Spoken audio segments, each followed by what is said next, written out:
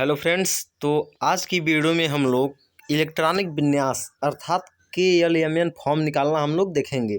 अब इलेक्ट्रॉनिक विन्यास होता क्या है, जैसे अब मान लीजिए कोई कहते हैं आपसे सोडियम सोडियम में कितने इलेक्ट्रॉन होते हैं 11, ठीक है, क्योंकि सोडियम का परमाणु क्रमांक 11 होता है। तो इसमें 11 इलेक्ट्रॉन होते हैं। लेकिन कोई आपसे पूछ दे कि ये इलेक्ट्रॉन रहते कहाँ पर हैं, तो आप बताएंगे कि इलेक्ट्रॉन नाभिक के चारों ओर कक्षाओं में चक्कर लगाते हैं। जैसे यह नाभिक है और इसके चारों ओर क्या करते हैं, इलेक्ट्रॉन ऐसे वृत्तीय कक्षाओं में चक्कर लगाते हैं, ऐसे ऐसे, ठीक है। तो इलेक्ट्रॉन जो होते हैं इन्हीं में रहते हैं, यही जो कक्षाएं हैं इसी में इलेक्ट्रॉन रहते हैं। तो अब आपसे कोई पूछ दे कि इस पहली वाली कक्षा में कितने इलेक्ट्रॉन रहते हैं, इस वाली कक्षा में कितने इलेक्ट्रॉन होते हैं और इस वाली कक्षा में कितने इलेक्ट्रॉन होते हैं, तो वही जानकारी हम लोगों को जानने के लिए यही बात जानना हम लोगों का क्या कहलाता है, इलेक्ट्रॉनिक विन्यास निकालना, ठीक है। कि कक्षाओं में हम लोग इलेक्ट्रॉनों की संख्या पता कर सकते हैं, किस कक्षा में कितने इलेक्ट्रॉन हैं। तो सबसे पहले तो आप एक शेप देखिए, एक आकार देखिए, कुछ इस प्रकार का शेप होता है परमाणुओं का।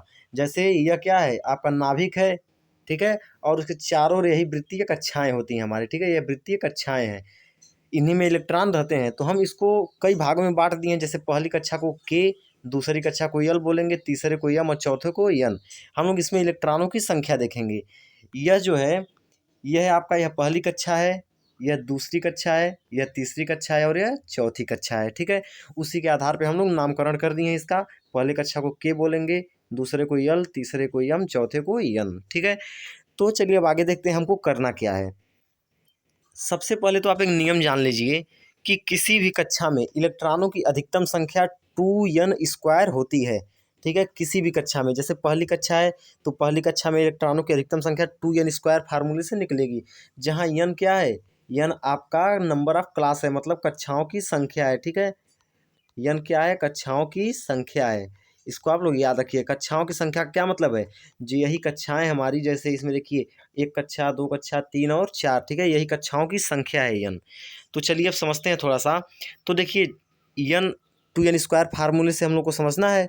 तो पहली कक्षा में कितने इलेक्ट्रॉन होंगे, अगर पहली कक्षा की बात करें तो n का मान कितना होगा, 1 होगा। तो आप 2n² फार्मूले में पुट कर दीजिए। n का मान 1 है तो 1 का स्क्वायर हो जाएगा, तो कितना निकल के आ जाएगा, 2 इलेक्ट्रॉन। इसका मतलब कोई आपसे पूछ दे कि पहली कक्षा में ज़्यादा से ज़्यादा कितने इलेक्ट्रॉन हो सकते हैं, तो आप क्या बताएंगे, 2 इलेक्ट्रॉन हो सकते हैं। सेम इसी प्रकार कोई दूसरी कक्षा में पूछ दे, तब दूसरी कक्षा का क्या मतलब है, n का मान 2 हो जाएगा। तो 2n² फार्मूले में पुट करेंगे तो कितना निकल के आ जाएगा, 8 इलेक्ट्रॉन। मतलब दूसरी कक्षा में ज़्यादा से ज़्यादा 8 इलेक्ट्रॉन हो सकते हैं।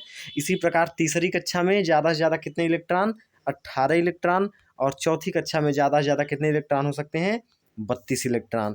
ये देखिए कहीं अलग से नहीं आ रहा है, ये इस फार्मूले से निकल के आ रहा है, 2n² फार्मूले से, जहाँ n क्या है, कक्षाओं की संख्या है। तो अब आप यह जान चुके हैं कि पहली कक्षा में ज़्यादा से ज़्यादा कितने इलेक्ट्रॉन हो सकते हैं, 2 इलेक्ट्रॉन। दूसरी कक्षा में ज़्यादा से ज़्यादा 8 इलेक्ट्रॉन। तीसरी कक्षा में ज़्यादा से ज़्यादा कितने इलेक्ट्रॉन, 18 इलेक्ट्रॉन। और चौथी कक्षा में ज़्यादा से ज़्यादा कितने इलेक्ट्रॉन हो सकते हैं, 32 इलेक्ट्रॉन। इलेक्ट्रॉनों की संख्या कक्षाओं में इससे ज़्यादा नहीं हो सकती।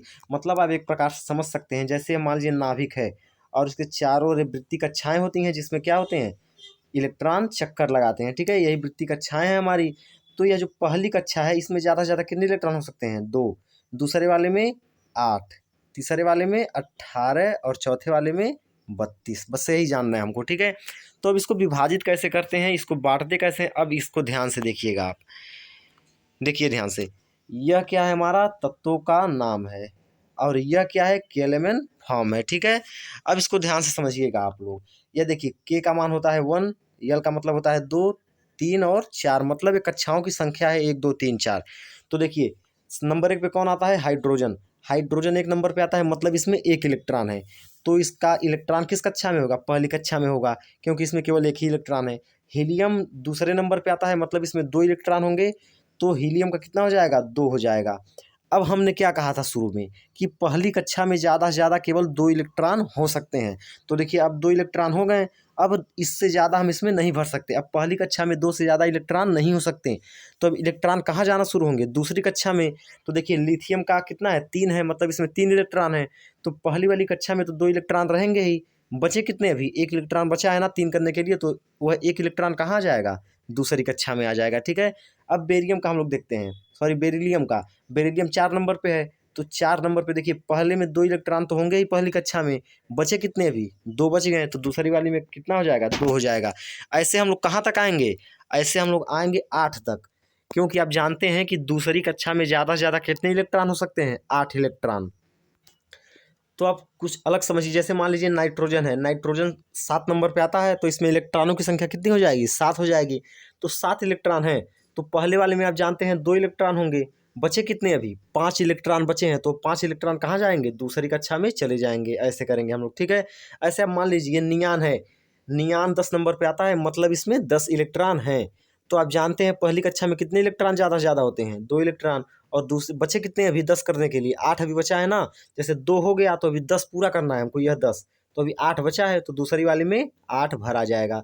अब देखिए, अब हमने क्या कहा था कि पहली कक्षा में ज़्यादा से ज़्यादा 2 इलेक्ट्रॉन और दूसरी कक्षा में ज़्यादा से ज़्यादा 8 इलेक्ट्रॉन, तो वह दोनों कक्षाएं अब हमारी भर चुकी हैं। अब मतलब हम इसको 9 नहीं कर सकते हैं, ठीक है, तो गलती हो जाएगा, गलत हो जाएगा। अब हम क्या करेंगे, इलेक्ट्रॉन तीसरी कक्षा में भरना शुरू करेंगे। तो चलिए हम 11 नंबर देखते हैं सोडियम का। तो ध्यान से देखिए, अब सोडियम 11 नंबर पे आता है, ठीक है, सोडियम 11 नंबर पे आता है, मतलब इसमें 11 इलेक्ट्रॉन है। तो देखिए पहली कक्षा में कितने इलेक्ट्रॉन होते हैं 2 इलेक्ट्रॉन, दूसरी कक्षा में 8 इलेक्ट्रॉन, 2 और 8 कितना हो गया 10 हो गया। अभी बचा कितना है 11 करने के लिए 1 बचा है, तो वह 1 इलेक्ट्रॉन कहाँ जाएगा तीसरी कक्षा में आ जाएगा, ठीक है। इस प्रकार से हम लोग करेंगे। अब आगे मैग्नीशियम का आप देख लीजिए, मैग्नीशियम 12 नंबर पे आता है, तो पहली कक्षा में 2 इलेक्ट्रॉन, दूसरे में 8 इलेक्ट्रॉन, 8 और 2 10 हो गए हैं, बचे कितने अभी 12 करने के लिए 2 बचे हैं, तो तीसरी वाले में कितने आ जाएंगे 2 आ जाएंगे, ठीक है। इसी प्रकार हम लोग करते आएंगे और कहाँ तक आएंगे। देखिए नियम तो यह है कि तीसरी कक्षा में ज़्यादा से ज़्यादा कितने इलेक्ट्रॉन होते हैं 18 इलेक्ट्रॉन, लेकिन थोड़ा सा अपवाद है, जब आप 8 तक आ जाएंगे, यहाँ तक 8 तक कैल्शियम 2 कामा 8 कामा 8 तक आएंगे आप इसी प्रकार से। तो अब 8 के बाद आपको क्या करना है, 9 नहीं करना है तीसरी कक्षा में, 8 के बाद आपको 2 इलेक्ट्रॉन और भरने पड़ेंगे, वह चौथी कक्षा में आएंगे। 2 कामा 8 कामा 8 कामा जैसे 19 का करना है, तो 2 कामा 8 कामा 8 कामा कितना हो जाएगा 1 हो जाएगा, और 20 का करना है तो 2 कामा 8 कामा 8 कामा 2 हो जाएगा, ठीक है, ऐसे होगा। तो अब देखिए, अब यहाँ तो 2 पूरा हो गया, 2 तक हम लोग आ गए। अब इलेक्ट्रॉन फिर से क्या होंगे तीसरी कक्षा में भरना शुरू होंगे, फिर इस तीसरी कक्षा में भरना शुरू होंगे, क्योंकि तीसरी कक्षा में ज़्यादा से ज़्यादा कितने इलेक्ट्रॉन भराएंगे 18, और अभी हुए कितने हैं केवल 8 ही हुए हैं, ठीक है। तो अब 21 नंबर का हम लोग देखते हैं। देखिए 21 नंबर का है, तो 21 नंबर हमारा कैसे होगा, पहली कक्षा में 2 इलेक्ट्रॉन, दूसरी में 8 इलेक्ट्रॉन, और चौथी वाली कक्षा में 2 इलेक्ट्रॉन रहेंगे ही, और इलेक्ट्रॉन जो 1 इलेक्ट्रॉन अभी बचा है। देखिए 20 नंबर का क्या था, पहले 20 नंबर वाला समझिए, 2 कामा 8 कामा 8 कामा 2, यह 20 नंबर वाला था।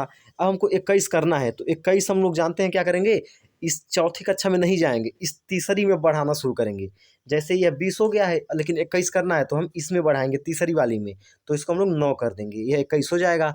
और इसी प्रकार हम लोग कहाँ तक करते आएंगे, लास्ट हम 30 तक करते आएंगे, 2 कामा 8 कामा 18 कामा 2, यहाँ तक, ठीक है। अब तीसरी कक्षा में देखिए 18 इलेक्ट्रॉन पूरा हो गया।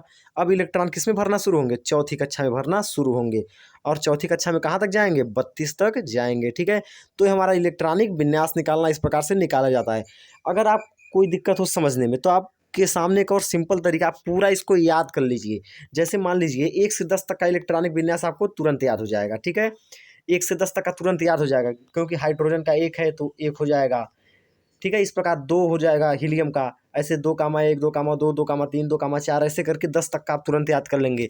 सेम उसी के बाद थोड़ा सा डिफरेंट होता है 20 तक का, 2 कामा 8, तो देखिए 2 कामा 8 सब में है कि नहीं, 2 कामा 8, बस बढ़ाते चले जाना, 1 2 3 4 5 ऐसे करते चले जाना है, ठीक है।